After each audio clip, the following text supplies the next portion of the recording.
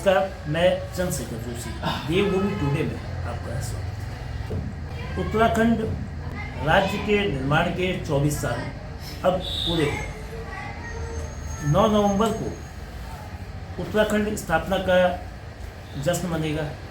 यद्यपि अल्मोड़ा के सल्ट तहसील के मातुला में हुई भीषण सड़क दुर्घटना के बाद सांस्कृतिक कार्यक्रम नहीं होंगे, लेकिन इन 24 सालों में उत्तराखंड की क्या दहलीज रही, उत्तराखंड की क्या दिशा रही, क्या दशा रही, किस तरफ विकास का जो रास्ता है वो कितना आसान है, उसमें कितनी चुनौतियां हैं, उन मसलों पर लगातार चर्चा होती है। लेकिन आज बात उत्तराखंड राज्य के निर्माण की होगी, राज्य निर्माण के दौरान होने वाले संघर्ष की। उस दौर में संघर्ष के जो नायक थे, संघर्ष को सड़क से विधानसभा तक, सड़क से गांव की धूल दूषित कच्चे रास्ते से दिल्ली के मखमली सड़क तक पहुंचाने वाले नायकों की होगी, जिन्होंने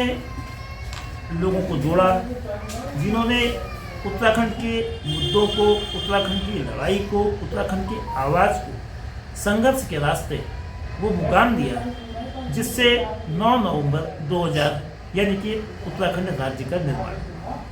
3 राज्य बेशक एक साथ बने हों। छत्तीसगढ़ उत्तराखंड से पहले बनने वाला 1 नवंबर 2000 को राज्य था और उसके बाद झारखंड 15 नवंबर 2000 को बना। इन दोनों के बीच 9 नवंबर को पहाड़ी राज्य, सीमावर्ती राज्य उत्तराखंड का जन्म। लेकिन ये राज्य यूं ही नहीं मिला, इसके लिए लंबा, निरंतर और कठिन रास्तों से होने वाला संघर्ष तो हुआ ही। हजारों लोग जख्मी हुए तो सैकड़ों लोग शहीद भी हुए। ये शहादत देहरादून से लेकर हल्द्वानी, पिथौरागढ़ और चंपावत जैसे छोटे क्षेत्रों में इन आंदोलन, इन संघर्षों के जो प्रणेता थे, इन संघर्षों को मुखरता से जन संघर्ष बनाने में जिन लोगों की अग्रणी भूमिका थी, उनमें से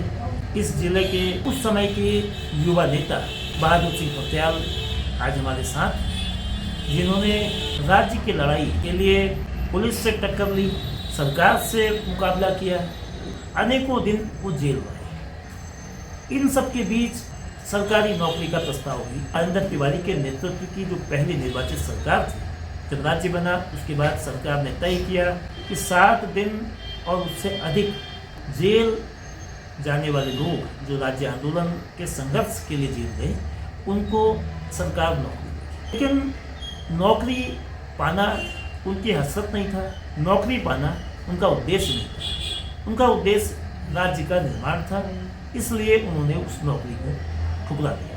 सरकार का जो प्रस्ताव था उसको ना मानते हुए वो जनसेवा में लगे रहे और उसके बाद त्रिस्तरीय पंचायती चुनाव जो वर्ष 2003 में हुए, चंपावत जो चंपावत जिले का सबसे बड़ा ब्लॉक, उसके पहले ब्लॉक प्रमुख बने। उसके बाद से निरंतर जन मुद्दों को, जन संघर्षों को, जनता की आवाज़ को उठाते रहे। उस दौर में कि आंदोलन कैसे हुआ, आंदोलन की आवाज़ या आंदोलन का बीज कैसे फूटा, आंदोलन कब से चला और आंदोलन में उनकी सहभागिता की शुरुआत कैसे हुई, इन सब को जानने के लिए सीधे पूर्व ब्लॉक प्रमुख और प्रमुख राज्य आंदोलनकारी बहादुर सिंह पटेल साहब से बात करते हैं। बन गया 24 साल भी। 24 साल की अवधि काफ़ी होती है एक राज्य के शुरुआती दौर में उसकी दिशा को तय करना। उत्तराखंड क्या है और कैसा है इस पर बात, लेकिन उत्तराखंड बनने की प्रक्रिया में उत्तराखंड की जो आवाज़ जब उठ रही थी, उत्तराखंड का जब आंदोलन हुआ, उसमें आपकी भागीदारी कैसे हुई और भागीदारी जब हुई तो उसके बाद किस किस तरीके से आपने कहाँ जो जेल यात्राएं करी, पुलिस के, क्योंकि उत्तर प्रदेश की पुलिस थी उस समय, निरंकुश पुलिस कहते थे, उत्तराखंड और पर्वतीय राज्य की विरोधी पुलिस थी, तो उनके दमन चक्र को किस तरह से सहा, सिलसिलेवार तरीके से आप अपनी जुबानी आप। जब उत्तराखंड राज्य की लड़ाई लड़ी जा रही थी तो उसी समय एक मंडल कमीशन का आंदोलन पूरे देश में चल रहा था। तो उसके बाद हमारे उत्तराखंड के जो युवा वर्ग था उन्होंने मंडल कमीशन के आंदोलन को पीछे करते हुए उत्तराखंड राज्य निर्माण की लड़ाई का संघर्ष का बिगुल फूंका। तो हम उस आंदोलन में फिर हमने भागीदारी निभाई। हमारे जो चंपावत के जो जनपद का निर्माण जो भी हुआ है, यहाँ के कुछ युवाओं ने मिलकर हमने क्रांतिवीर संगठन का निर्माण कराया था, जिसका मुख्य उद्देश्य था कि हम उत्तराखंड राज्य निर्माण में अपनी भागीदारी सुनिश्चित करें। और हमने उत्तराखंड राज्य आंदोलन में जो भी आपके चक्का जाम होता था या बाजार बंद होती थी या संसद कूच हमने 2 अक्टूबर को जो 1994 में दिल्ली में हुआ था, उस समय हम यहाँ से एक गाड़ी युवाओं की टीम क्रांतिवीर संगठन के बैनर तले हम दिल्ली गए और मुजफ्फरनगर कांड उसी दौरान हो गया था। तो हम जब वापसी में आए तो हमने टनकपुर में पूरी बाजारबंदी, पूरा उत्तराखंड बंद था। तो हम वहाँ से रोडवेज की बस को खुद में चलाकर सभी युवा साथियों को लेके आए। फिर हमने 72 घंटे का बंद हमने चंपावत में किया, जो टनकपुर पिथौर राष्ट्रीय राजमार्ग है, इसको हमने 72 घंटे के लिए बंद किया। उसके बाद जो है ये संघर्ष हमारा जारी रहा और 2000 में हमारे उत्तराखंड राज्य का निर्माण हुआ। आपने जब 2 अक्टूबर की जो दुर्दांत वाक़या हुआ था रामपुर के राहे में, जब आप लोग दिल्ली जा रहे थे, मुजफ्फरनगर के पास की वो घटना है, वापसी में जब आप लोग आए और 2 अक्टूबर की महिलाओं के साथ जो नक्सल्स घटना हुई, उससे दोनों कुमाऊं मंडल और गढ़वाल मंडल उत्तर प्रदेश का हिस्सा, इनमें एक उफान था, एक उग्रता थी, एक आक्रोश था जो उनकी बहन बेटियों के साथ पुलिस और प्रशासन ने किया। उसके बाद जब आप टनकपुर आए, जाहिर है कि विरोध इस बात को लेकर था, जो घटना हुई थी तो चक्का जाम था बाजार में। अब आपने परिवहन निगम की, यानी कि उत्तर प्रदेश राज्य सड़क परिवहन निगम की बस को अपहरित कर दिया बस स्टेशन से। जब वो बस अपहरण किया गया तो परिवहन निगम का क्या रिएक्शन था, प्रशासन का क्या रिएक्शन था, पुलिस की क्या रोकने की कोशिशें थी? कई जगह चेक पोस्ट है, चलती में एक चेक पोस्ट है, घाट में एक चेक पोस्ट है। तो इन सब बाधाओं को आपने कैसे पार किया? उसमें कितने लोग आए, वो कैसे आए? इन तमाम अवरोधों को, जो पुलिस का रोकने का जो चक्र था, उसको कैसे आपने भेजा और फिर वो गाड़ी कहाँ ले जाके रोकी? उस गाड़ी को लाने के खिलाफ आप पर या आपके साथियों पर किस तरह के मुकदमे? जब हम टनकपुर में पहुंचे तो टनकपुर में रोडवेज की बसें सब खड़ी थी। हमने एक रोडवेज जो यूपी, उस समय यूपी रोडवेज हुआ करता था, यूपी को जो बसें चलती थी प्लेन को, उसके ड्राइवर से हमने चाबी मांगी और हमने जो लोहाघाट की बस थी उसमें उस चाबी को लगाया तो गाड़ी स्टार्ट हो गई। तो हमारे 25-30 साथी थे, हमने उनको बैठाया और हम उस गाड़ी को ले आए।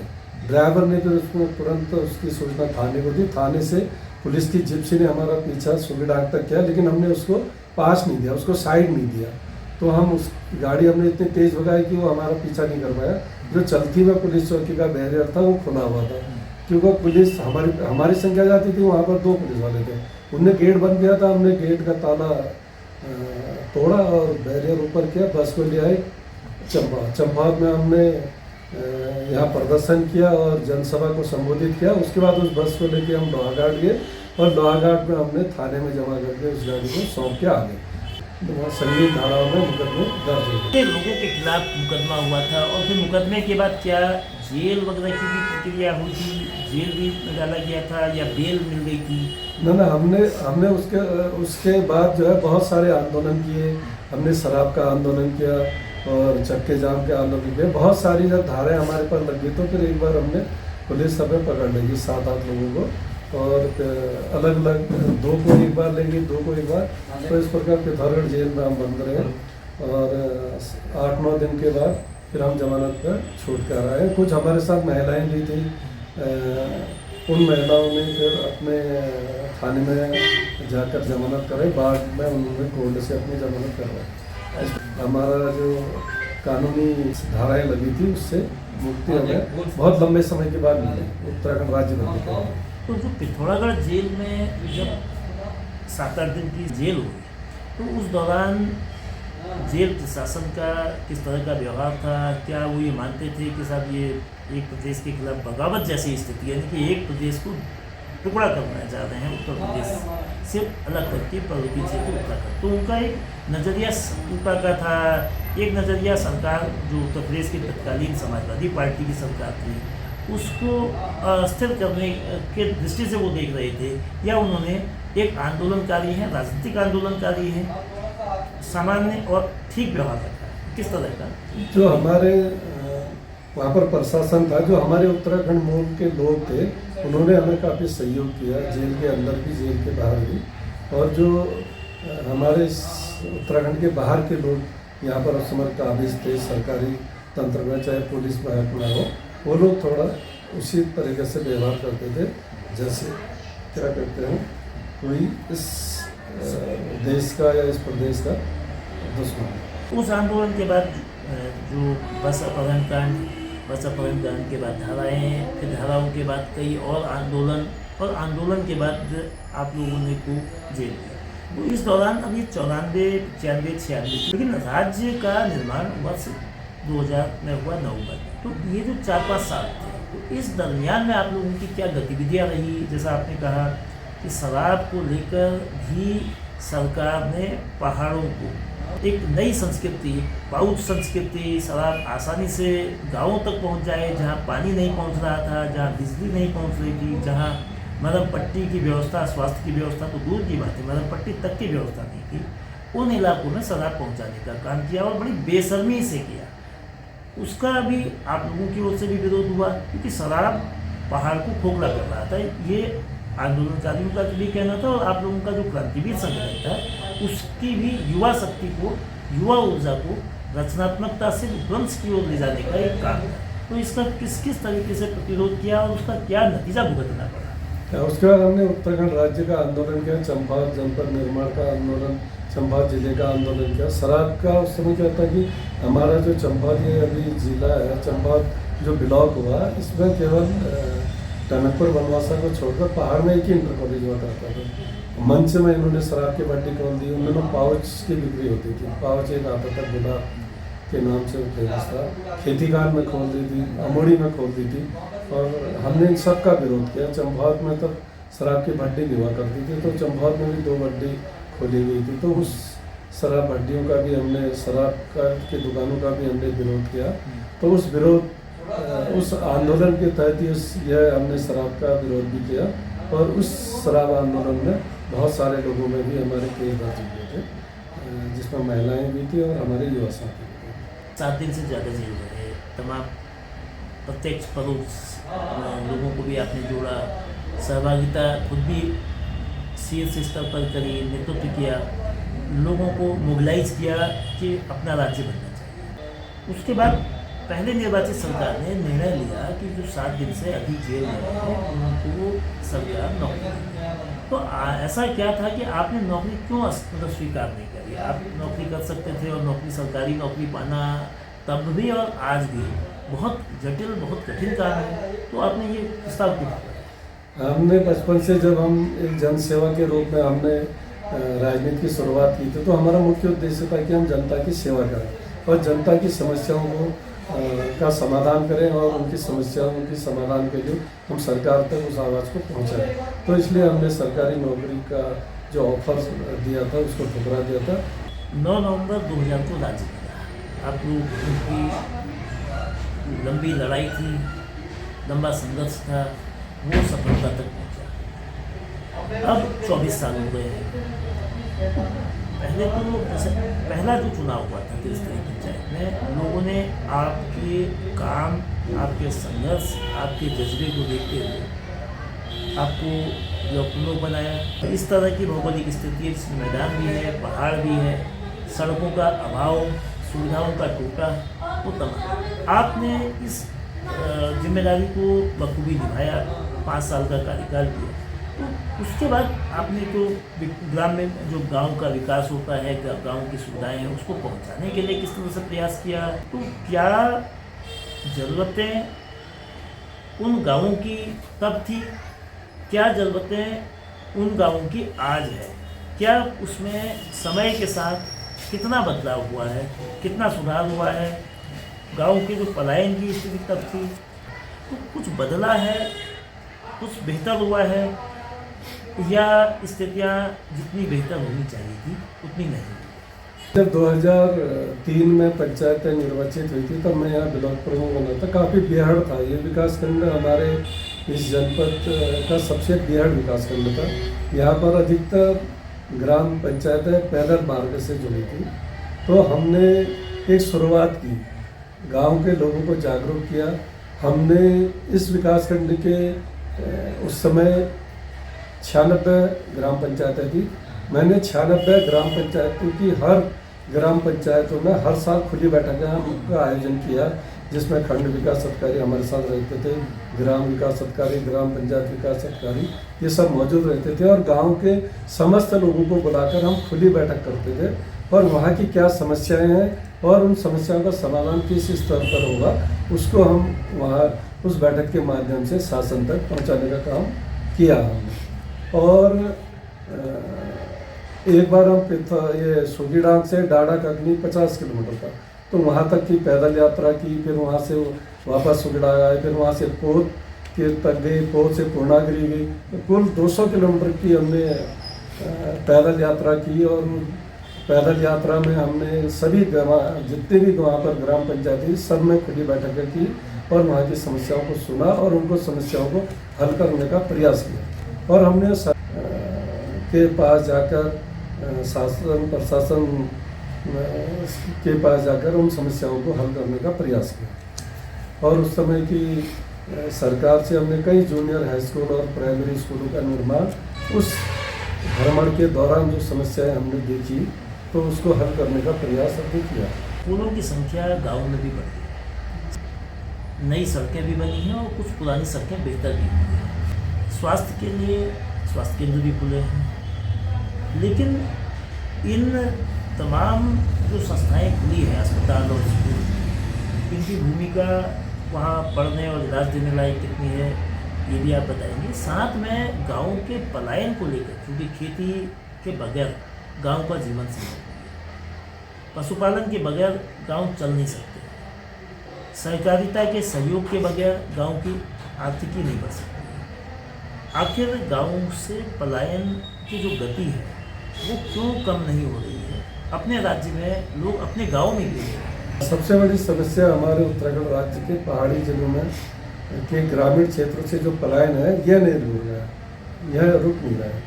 इसके लिए जो हमारे जनप्रतिनिधि हैं उनके द्वारा भी काफ़ी प्रयास किया जा रहा है कि वहाँ पर वो रुके। उसके लिए कई सरकार की योजनाएं हैं, महात्मा गांधी रोजगार गारंटी योजना गांव के लिए चलाई गई है।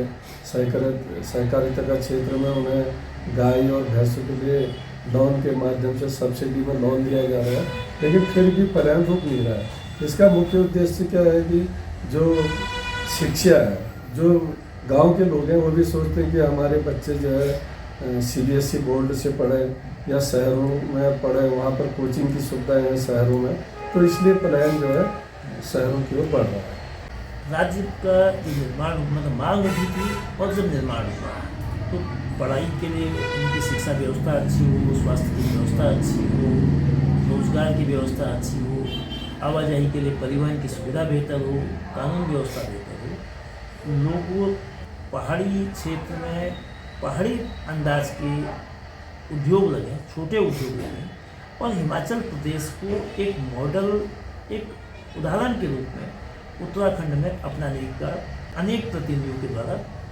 प्रयास किया गया। लेकिन ज़मीन पर वो क्यों सफल नहीं हुआ? क्यों ये सब चीज़ें जो रोजी रोटी की बात है, रोटी कपड़ा और मकान की बात है, शिक्षा स्वास्थ्य की बात है, संख्या बढ़ने के बावजूद लोगों की दिक्कतें भी बढ़ रही हैं और वो अस्पतालों के लिए बाहर निर्भर हैं, पढ़ाई के लिए बाहर निर्भर हैं, काम के लिए बाहर निर्भर हैं। तो इसको आप किस रूप में देखते हैं? इसको कैसे कम किया जा सकता है? लोग अपनी मिट्टी के बीच रहें, अपने गाँव के बीच रहें, अपनी जड़ों के बीच रहें।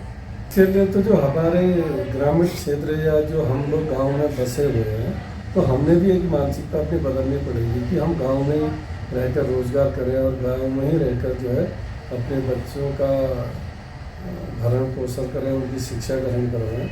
ये हमने भी थोड़ी जो उत्तराखंड की ग्रामीण जनता है इसने भी अपनी मानसिकता को थोड़ा बदलना पड़ेगा कि हम इस गांव के विकास में अपनी भागीदारी हम अपनी कितनी दे पाए। धन्यवाद फतेहाल साहब ने उस दौर में जब संसाधन बेहद कम थे, सुविधाएं उससे भी कम थी, क्रांतिवीर संगठन के माध्यम से नौजवानों को मोबिलाइज करने का और वरिष्ठों के मार्गदर्शन में राज्य आंदोलन की लंबी लेकिन सफल लड़ाई लड़ी। उस लड़ाई की सफलता के बाद अब सभी की जिम्मेदारी होती है कि इस राज्य को विकसित बनाने के लिए मिलकर काम करना। और राज्य तब तक विकसित नहीं हुआ जब तक गांव और गांव के दूरस्थ क्षेत्र के लोगों की पढ़ाई लिखाई, उनकी रोजी रोटी का बंदोबस्त न हो, खेतों पर आ रहे जो संकट है जंगली जानवरों का, सिंचाई की सुविधा की जो कमी है उसको दूर करने की, कृषि उत्पाद जो गाँव में होते हैं उसकी समुचित बिक्री की, ये तमाम व्यवस्थाएं नहीं होंगी तो तब तक राज्य के विकास का, राज्य को जिस दिशा में ले जाने का सपना देखा गया था उसको पूरा करना कठिन होगा। ये राज्य देवभूमि के नाम से जाना जाता है, यानी कि आध्यात्मिक पर्यटन जो सामान्य पर्यटन के साथ साथ इसमें बहुत अपार संभावनाएं हैं, उसको विस्तार देने की ज़रूरत है। और तब ये राज्य अर्थव्यवस्था के साथ साथ लोगों की आर्थिकी को सशक्त करने में मददगार होगा।